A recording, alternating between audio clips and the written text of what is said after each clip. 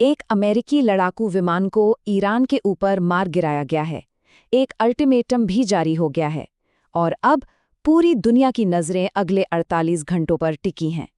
चलिए समझते हैं कि हम युद्ध के इतने करीब आखिर पहुंच कैसे गए। देखिए, इस पूरे संकट के दिल में है एक अमेरिकी पायलट। उसका विमान गिरा दिया गया और तब से वो लापता है। अब उसकी किस्मत ही तय करेगी कि ये जंग किस खतरनाक मोड़ पर जाने वाली है। और इसी पायलट के लापता होने के बाद अमेरिका की तरफ से एक सीधी चेतावनी आई है। आप कह सकते हैं एक अल्टीमेटम, जिसकी 48 घंटे की डेडलाइन अब तेजी से खत्म हो रही है। हाँ, लेकिन ये संकट कोई रातों रात पैदा नहीं हुआ। इसकी जड़ें उस जंग में हैं जो पिछले 1 महीने से ईरान और अमेरिका इजराइल गठबंधन के बीच चल रही है।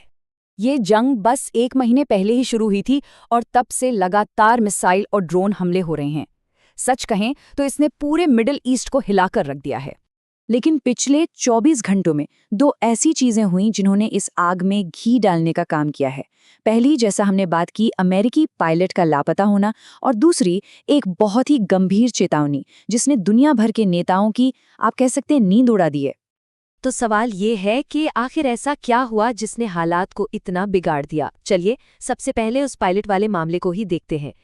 हुआ ये कि एक अमेरिकी फाइटर जेट को ईरान के एयर स्पेस में मार गिराया गया। अब दोनों ही तरफ से उस लापता पायलट को ढूंढा जा रहा है। और देखिए, ये सिर्फ एक विमान का गिरना नहीं है, ये वो चिंगारी हो सकती है जो अमेरिका को सीधी मिलिट्री कार्रवाई के लिए उकसा दे। और फिर आए अमेरिकी राष्ट्रपति की वो सीधी धमकी, वो अल्टीमेटम, कि ईरान या तो कोई डील करे या फिर एक बड़े हमले के लिए तैयार रहे। और इस चेतावनी ने इस जंग को सीधे स्ट्रेट ऑफ हॉर्मुज से जोड़ दिया है, जो कि, जैसा हम जानते हैं, दुनिया की तेल सप्लाई की लाइफलाइन है। और इसी चेतावनी के साथ दी गई है 48 घंटों की डेडलाइन। अब इन 48 घंटों में ईरान जो भी फैसला लेता है वो न सिर्फ इस जंग का बल्कि शायद पूरी दुनिया का भविष्य तय कर सकता है। इस सियासी तनाव के बीच ज़मीनी हकीकत तो और भी ज़्यादा डरावनी है। देखिए, एक तरफ ईरान है जो इजराइल और अमेरिकी बेस पर हमले कर रहा है, तो दूसरी तरफ अमेरिका और इजराइल हैं जो ईरान के तेल और न्यूक्लियर ठिकानों को और तो और उसके ज़रूरी इंफ्रास्ट्रक्चर को तबाह करने में लगे हैं। पर इस जंग का असर सिर्फ लड़ाई के मैदान तक ही नहीं है, इसकी लहरें पूरी दुनिया में महसूस की जा रही हैं। और सबसे बड़ा खतरा तो ग्लोबल इकोनॉमी पर मंडरा रहा है। इस पूरे ग्लोबल संकट के सेंटर में है स्ट्रेट ऑफ हॉर्मुज। ये वो तंग समुद्री रास्ता है जहां से दुनिया का करीब 20% तेल गुजरता है। तो जाहिर है, इस पर किसका कंट्रोल हो, ये आज सबसे बड़ा मुद्दा बन गया है। सोचिए, अगर ईरान इस रास्ते को बंद कर दे तो क्या होगा? तेल की कीमतें आसमान छूने लगेंगी।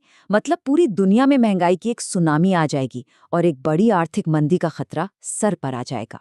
लेकिन इकोनॉमी के इन नंबरों से कहीं ज्यादा इस जंग की मानवीय कीमत है। पता है, अब तक लाखों लोग अपना घर-बार छोड़कर भागने पर मजबूर हो चुके हैं और ये संख्या हर दिन बढ़ती ही जा रही है। और सबसे दुख की बात तो ये है कि इस लड़ाई का शिकार मासूम बच्चे हो रहे हैं। रिपोर्ट्स के मुताबिक अब तक सैकड़ों बच्चों की जान जा चुकी है। ये एक ऐसा मानवीय संकट है जिसे अनदेखा करना नामुमकिन है। और बात अब सिर्फ एक रीजनल लड़ाई तक नहीं रह गई है। अब चीन और रूस जैसी बड़ी ताकतें भी इस खेल में उतर आई हैं। इससे ये डर बढ़ गया है कि कहीं ये संकट एक वर्ल्ड वॉर की शक्ल न ले ले।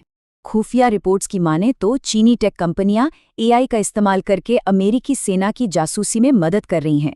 वहीं रूस पर शक है कि वो ईरान को जरूरी इंटेलिजेंस दे रहा है। इस सब ने मिलकर इस जंग के समीकरण को और भी ज्यादा उलझा दिया है।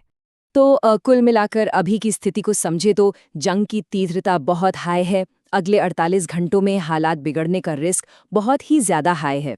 ग्लोबल इकोनॉमी पर असर दिखना शुरू हो गया है और शांति की उम्मीद कह सकते हैं कि न के बराबर है। तो अब सवाल उठता है कि आगे क्या होगा। 48 घंटे की डेडलाइन खत्म होने वाली है और दुनिया के सामने अब सिर्फ 2 ही रास्ते दिख रहे हैं, या तो एक बड़ा विनाशकारी युद्ध या फिर एक बहुत ही नाजुक अस्थायी शांति। मोटे तौर पर 4 संभावनाएं नजर आ रही हैं। पहली, एक फुल स्केल वॉर जो पूरे इलाके को अपनी आग में लपेट लेगी। दूसरी, हॉर्मुज का रास्ता बंद हो जाए जो पूरी दुनिया की इकोनॉमी को घुटनों पर ला देगा। तीसरी, एक हल्की सी उम्मीद है कि पाकिस्तान जैसा कोई देश बीच बचाव करे और बातचीत शुरू हो।